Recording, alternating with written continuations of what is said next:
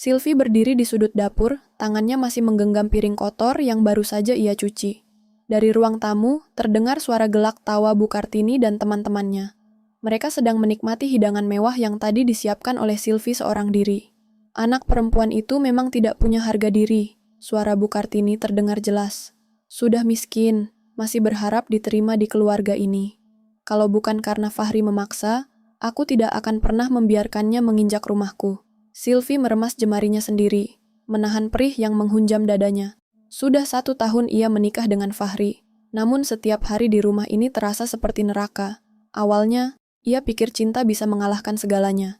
Ia dan Fahri menikah karena saling mencintai, meski Bu Kartini menentang habis-habisan. Namun, kenyataan tidak seindah harapannya. Setelah menikah, Sylvie diperlakukan seperti pembantu di rumah mertuanya. Bu Kartini tidak pernah melewatkan kesempatan untuk merendahkannya. Sylvie, bersihkan lantai. Aku tidak mau rumahku kotor karena jejakmu. Makananmu ini tidak layak untuk orang sekelas kami. Dasar perempuan kampung.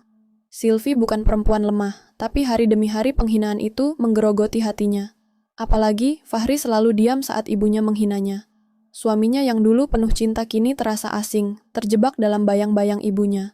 Malam itu, Sylvie duduk di pinggir tempat tidurnya yang sederhana di dalam rumah megah itu.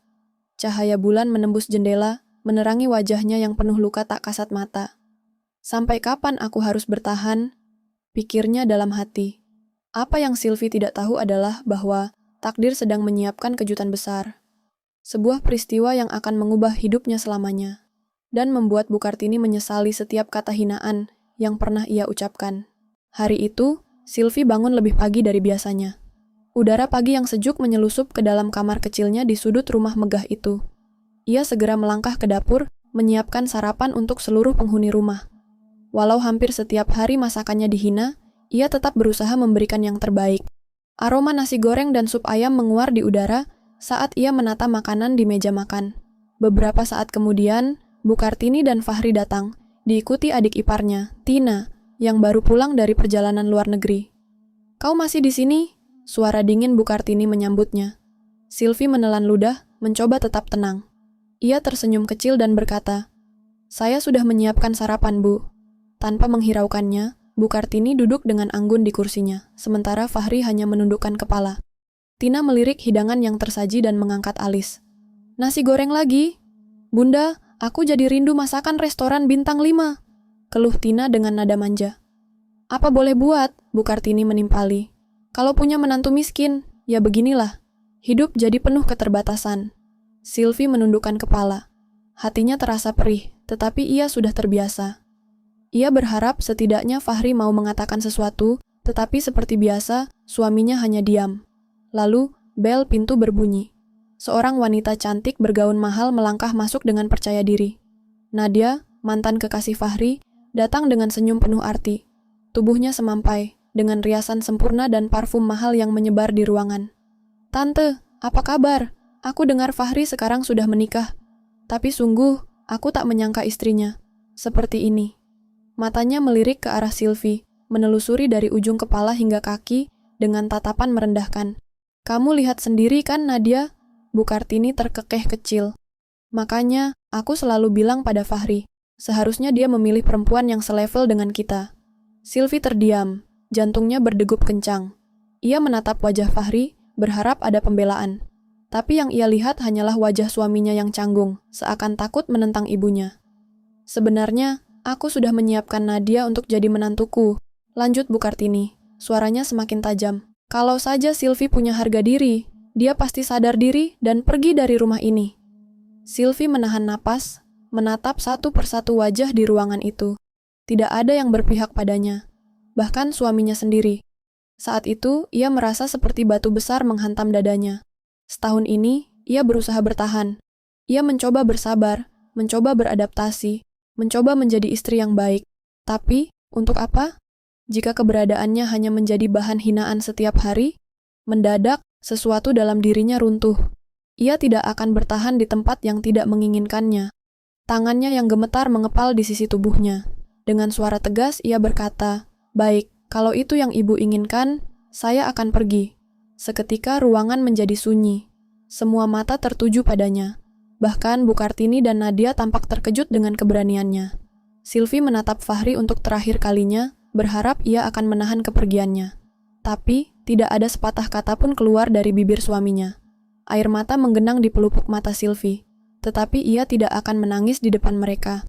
Dengan kepala tegak, ia melangkah ke kamar untuk mengemas barang-barangnya.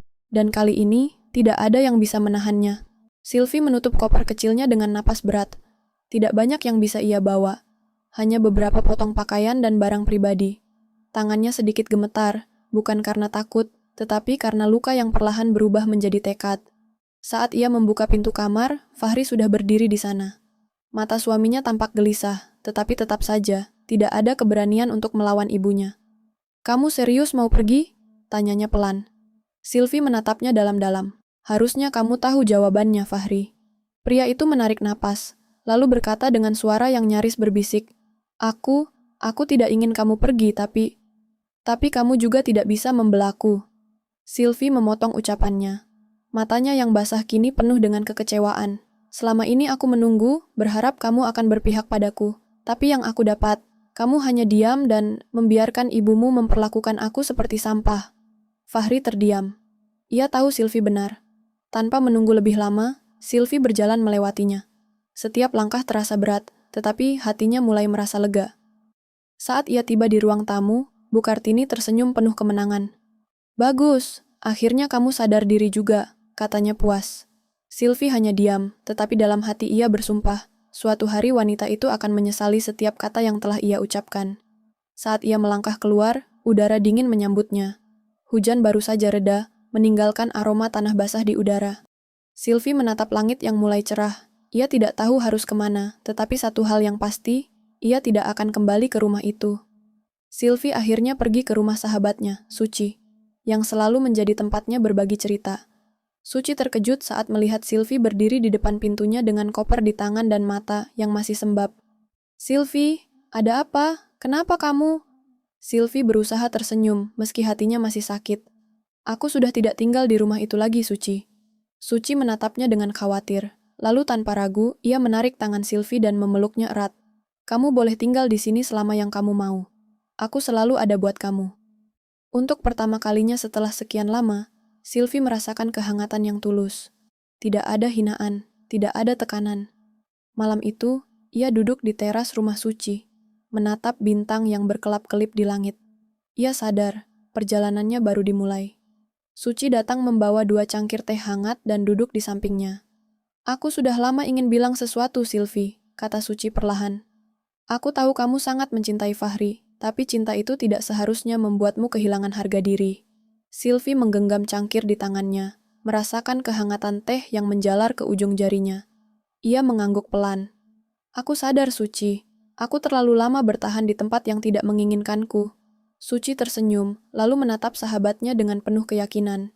"Kamu tahu, aku selalu percaya bahwa kamu jauh lebih kuat dari yang kamu kira. Dan suatu hari nanti, mereka yang meremehkanmu akan menyesali semuanya." Sylvie mengangkat kepalanya. Matanya yang tadinya penuh luka kini mulai bersinar dengan semangat baru. "Aku harus bangkit. Aku harus membuktikan bahwa aku lebih dari sekadar istri yang dibuang." Tekad itu mengalir dalam dirinya. Mulai besok, ia akan membangun hidupnya sendiri, tanpa bergantung pada siapapun. Dan suatu hari nanti, mereka yang pernah meremehkannya akan melihat betapa berharganya dia. Matahari pagi menyelinap masuk melalui jendela kamar tamu di rumah Suci. Sylvie membuka matanya perlahan, menatap langit-langit yang asing baginya. Ini pertama kalinya dalam setahun terakhir ia tidur tanpa merasa tertekan, tanpa perlu bangun pagi untuk melayani orang-orang yang tidak pernah menghargainya. Namun, begitu ia mengingat kejadian kemarin, hatinya kembali terasa berat. Ia benar-benar telah pergi dari rumah itu, dari suaminya, dari pernikahan yang selama ini ia pertahankan dengan air mata. Sebuah ketukan di pintu membuyarkan lamunannya. "Sylvie, kamu sudah bangun?" Suara Suci terdengar lembut dari balik pintu. Sylvie segera bangkit dan membuka pintu. Suci berdiri dengan senyum hangat dan membawa segelas susu hangat di tangannya. "Aku buatkan ini untukmu. Kamu butuh tenaga setelah semuanya," kata Suci sambil menyerahkan gelas itu. Sylvie menerimanya dengan senyum kecil. "Terima kasih, Suci. Aku beruntung punya sahabat sepertimu." Suci duduk di tepi ranjang, menatap Sylvie dengan penuh perhatian. Jadi, rencanamu sekarang apa? Sylvie menarik napas panjang. Aku tidak tahu. Aku pergi tanpa persiapan. Aku bahkan tidak punya pekerjaan. Suci menepuk bahunya dengan lembut. Aku punya kenalan di sebuah butik. Mereka sedang mencari karyawan. Aku tahu kamu suka mendesain baju, mungkin ini bisa jadi awal yang baik buatmu. Mata Sylvie sedikit berbinar. Dulu, sebelum menikah, ia memang bercita-cita menjadi desainer.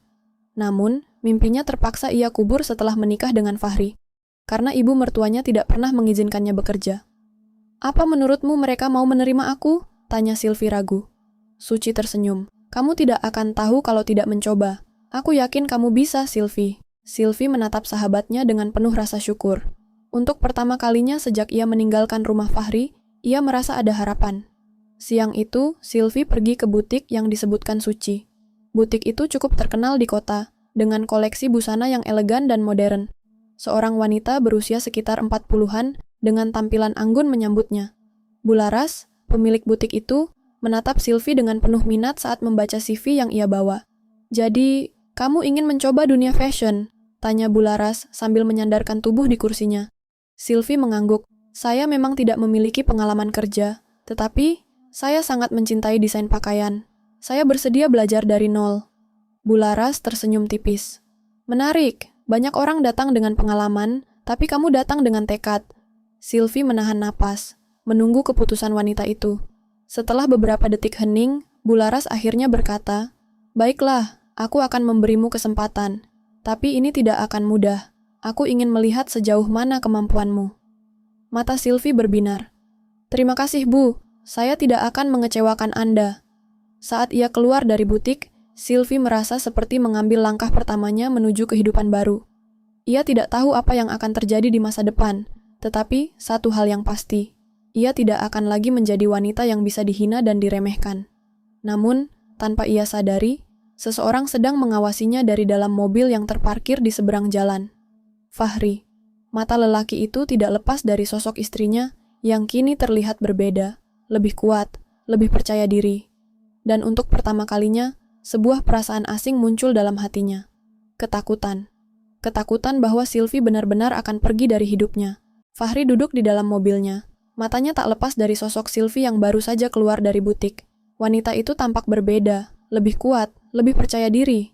Tidak seperti Sylvie yang dulu selalu tunduk pada perintahnya ibunya. Sejak kepergian Sylvie beberapa minggu lalu, hidup Fahri terasa hampa. Rumah yang dulu selalu ramai kini terasa kosong. Bahkan masakan ibunya yang selalu ia banggakan kini terasa hambar. Namun, yang lebih menyakitkan adalah melihat Sylvie perlahan bangkit tanpa dirinya. Fahri menghela napas panjang, lalu meraih ponselnya. Setelah ragu beberapa detik, akhirnya ia mengetik pesan. "Sylvie, bolehkah kita bertemu? Aku ingin bicara." Ia menunggu dengan cemas. Beberapa menit berlalu tanpa jawaban. Saat ia hampir kehilangan harapan, sebuah balasan masuk. "Untuk apa?" Pesan singkat itu seakan menamparnya. Dulu, Sylvie akan langsung meneleponnya jika ia hanya menghilang beberapa jam. Sekarang, ia bahkan tak ingin bertemu dengannya. Fahri mengetik dengan hati-hati. "Aku ingin meminta maaf." Malam itu, Sylvie duduk di sebuah kafe kecil, menunggu. Ia masih ragu apakah keputusan bertemu dengan Fahri ini benar. Namun, jauh di lubuk hatinya, ia ingin mendengar sendiri apa yang akan dikatakan lelaki itu. Beberapa menit kemudian, Fahri datang. Ia terlihat berbeda. Lebih kusut, lebih lelah. "Sylvie." Fahri menarik napas panjang. "Aku tahu aku sudah mengecewakanmu." Sylvie hanya menatapnya, menunggu kelanjutan ucapannya. "Sejak kamu pergi, aku baru sadar. Aku terlalu pengecut untuk membelamu. Aku membiarkan ibuku memperlakukanmu seperti itu. Aku menyesal, Sylvie." Sylvie mengaduk kopinya dengan pelan. "Dan kamu baru menyadarinya sekarang?" Fahri tertunduk. Aku ingin kamu kembali, Sylvie." Sylvie terdiam. Kata-kata itu dulu mungkin akan membuat hatinya luluh. Tapi sekarang, ia tidak yakin. "Fahri, kamu tahu kenapa aku pergi? Bukan hanya karena ibumu, tapi karena kamu. Karena kamu tidak pernah menganggapku penting." Fahri menggenggam tangannya. "Aku janji akan berubah, Sylvie. Aku akan membuktikannya." Sylvie menarik tangannya dengan lembut. "Aku tidak butuh janji, Fahri. Aku butuh bukti. Dan sejauh ini, aku sudah membuktikan bahwa aku bisa hidup tanpamu." Mata Fahri membulat. Apa maksudmu? Sylvie tersenyum tipis. Maksudku, mungkin kita memang tidak seharusnya bersama. Fahri terdiam. Hatinya terasa remuk. Sylvie berdiri, meraih tasnya, dan menatap Fahri untuk terakhir kalinya malam itu. Terima kasih sudah datang, Fahri. Aku harap kamu juga bisa menemukan kebahagiaan, seperti aku yang sedang mencarinya sekarang. Lalu, ia melangkah pergi. Meninggalkan Fahri yang masih terpaku di tempatnya, menyadari bahwa mungkin, untuk pertama kalinya dalam hidupnya, ia benar-benar telah kehilangan Sylvie. Hujan turun deras malam itu, menciptakan simfoni sedih yang menggema di sepanjang jalan kota. Sylvie berjalan perlahan di trotoar, membiarkan butiran air membasahi tubuhnya. Setiap langkah yang ia ambil terasa begitu berat, bukan karena hujan, tetapi karena perasaan yang masih menyisakan luka. Namun, di balik semua luka itu, ada keteguhan. Ada keputusan besar yang baru saja ia ambil, keputusan untuk meninggalkan masa lalu dan memilih dirinya sendiri. Saat tiba di rumah, Suci sudah menunggunya dengan wajah penuh tanda tanya. "Jadi?" tanya Suci. Suaranya bergetar. Sylvie menghela napas, melepaskan jaketnya yang basah. Ia menatap sahabatnya dengan mata yang sedikit memerah. "Dia ingin aku kembali." Suci menggigit bibirnya, lalu bertanya pelan. "Dan kamu?" Sylvie tersenyum samar, meski ada air mata yang menggenang di sudut matanya. "Aku bilang tidak." Suci terpaku. Ia melihat sesuatu yang berbeda dari Sylvie, bukan hanya kesedihan, tetapi juga keberanian. "Kamu yakin?" tanya Suci, mencoba memastikan. Sylvie mengangguk. "Aku yakin, Suci. Aku sudah terlalu lama hidup dalam bayang-bayang orang lain. Kali ini, aku ingin hidup untuk diriku sendiri." Suci tersenyum kecil dan meraih tangan sahabatnya.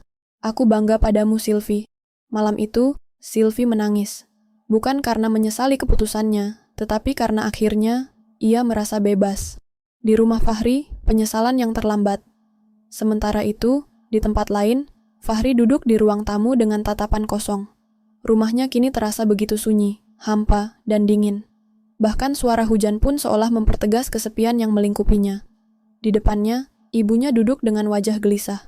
Sudah berhari-hari ia melihat putranya berubah drastis, tidak banyak bicara, kehilangan semangat, dan selalu terlihat seperti pria yang telah kehilangan segalanya.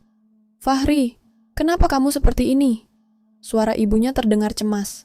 Fahri menoleh perlahan, matanya merah dan berkaca-kaca. "Bu, apa kita terlalu jahat pada Sylvie?" Ibunya terkejut mendengar pertanyaan itu. "Apa maksudmu?" tanyanya. Meski dalam hatinya, ia tahu betul maksudnya. Fahri mengusap wajahnya yang lelah. "Aku baru sadar, Bu. Selama ini aku bukan suami yang baik. Aku membiarkan Sylvie dihina di rumah ini. Aku membiarkan ibu memperlakukannya seperti dia bukan siapa-siapa. Aku pikir dia akan bertahan selamanya, tapi aku salah. Dia pergi, dan kali ini, aku rasa dia tidak akan pernah kembali." Suasana menjadi sunyi. Sang ibu menunduk, menyadari bahwa putranya kini bukan lagi laki-laki yang sama. "Kenapa baru sekarang kamu sadar, Fahri?" tanya ibunya dengan suara lirih. Fahri tertawa getir. "Karena aku bodoh, Bu. Aku pikir aku bisa mendapatkan dia kembali hanya dengan meminta maaf. Tapi dia bukan lagi Sylvie yang dulu. Dia sudah menemukan dirinya sendiri, sementara aku hanya seorang pria yang terlalu terlambat menyadari kesalahannya." Air mata menggenang di mata Fahri. Untuk pertama kalinya dalam hidupnya, ia merasa benar-benar kalah. Ibunya tidak berkata apa-apa. Ia hanya menatap putranya, menyadari bahwa karma akhirnya datang menghampiri mereka. Sylvie, awal baru, yang lebih indah. Beberapa minggu berlalu, Sylvie kini telah menemukan tempatnya. Ia bekerja di butik bularas, dan mendapat kepercayaan untuk mendesain koleksi khusus. Setiap hari yang ia jalani adalah hari di mana ia merasa hidup kembali, merasa dihargai, merasa menjadi dirinya sendiri. Suatu sore, saat ia sedang merapikan sketsa desainnya, Suci menghampirinya. "Kamu kelihatan lebih bahagia sekarang." Sylvie tersenyum. "Aku memang lebih bahagia, Suci. Dan untuk pertama kalinya dalam hidupku, aku tidak menyesali keputusan yang aku buat." Ia menatap keluar jendela, melihat langit senja yang perlahan berubah warna. Dulu, ia pikir kebahagiaan hanya bisa datang dari pernikahan yang sempurna. Tapi sekarang, ia tahu bahwa kebahagiaan sejati datang dari diri sendiri, dari keberanian untuk melepaskan sesuatu yang menyakitkan dan memilih untuk mencintai diri sendiri lebih dulu. Dan saat itu, ia merasa lebih kuat dari sebelumnya. Di tempat lain, akhir yang pahit bagi Fahri. Di suatu sudut kota, Fahri duduk di dalam mobilnya, menatap kosong ke arah butik tempat Sylvie bekerja. Ia melihatnya tersenyum, tertawa, dan berbicara dengan rekan-rekannya. Wanita yang dulu ia abaikan, kini bersinar lebih terang tanpa dirinya. Tangannya mengepal di atas kemudi. Aku sudah kehilangan dia, selamanya. Dan untuk pertama kalinya dalam hidupnya, Fahri benar-benar merasa menyesal. Matahari sore bersinar lembut di langit kota, menciptakan gradasi warna keemasan yang memeluk setiap sudut jalanan. Sylvie berdiri di depan butik, menikmati hembusan angin yang membawa kedamaian. Hari ini adalah hari yang istimewa. Hari di mana koleksi desain pertamanya akan dipamerkan. Di dalam butik sibuk menata koleksi busana yang ia rancang dengan penuh cinta. Setiap helai kain, setiap jahitan adalah bukti dari perjuangannya. Suci mendekat dengan senyum lebar. Siap, desainer hebat, Sylvie terkekeh. Aku masih belajar, Suci menatapnya penuh kebanggaan. Tapi kamu sudah jauh lebih baik dari siapapun yang meragukanmu dulu. Sylvie mengangguk, meresapi setiap kata itu. Ia telah melalui perjalanan yang panjang dan penuh luka. Ia pernah jatuh, terhina, bahkan merasa tidak berharga. Namun, ia tidak lagi menjadi wanita yang sama. Kini, ia adalah seseorang yang berani berdiri sendiri, yang tidak lagi menunggu cinta dari seseorang untuk merasa utuh. Saat pertunjukan dimulai, para tamu bertepuk tangan menyaksikan model-model berjalan di atas panggung dengan balutan koleksi rancangannya. Sylvie berdiri di belakang panggung, menatap karyanya dengan mata berbinar. Sementara itu, di tempat lain, Fahri duduk termenung di balkon apartemennya, menatap senja yang sama. Bayangan Sylvie terus menghantuinya, sosok yang dulu ia abaikan. Kini menjadi seseorang yang jauh lebih kuat dan bahagia tanpanya. Ia ingin kembali, ingin menebus semua kesalahannya. Namun, ia sadar, kesempatan itu sudah tidak ada. Sylvie telah memilih jalannya sendiri, dan jalan itu tidak lagi melibatkan dirinya. Beberapa bulan kemudian, Sylvie duduk di sebuah kafe, menikmati secangkir kopi sambil menulis ide-ide baru untuk koleksi berikutnya. Hidupnya kini penuh warna, bukan karena ada seseorang yang memberinya kebahagiaan, tetapi karena ia sendiri yang menciptakannya. Saat sedang asyik menulis, seorang pria menghampiri mejanya. Sylvie? Sylvie mendongak dan mendapati seorang pria dengan senyum hangat. Bukan Fahri, bukan bayangan dari masa lalunya, tetapi seseorang yang benar-benar baru. Aku David, pemilik brand fashion yang bekerja sama dengan butik tempatmu bekerja. Aku sangat menyukai desainmu. Mungkin kita bisa ngobrol sebentar? Sylvie tersenyum. Bukan karena perasaan cinta yang baru, tetapi karena ia tahu hidupnya kini terbuka untuk kemungkinan-kemungkinan yang lebih indah. Dan untuk pertama kalinya dalam hidupnya, ia tidak lagi melihat ke belakang. Ia telah menang.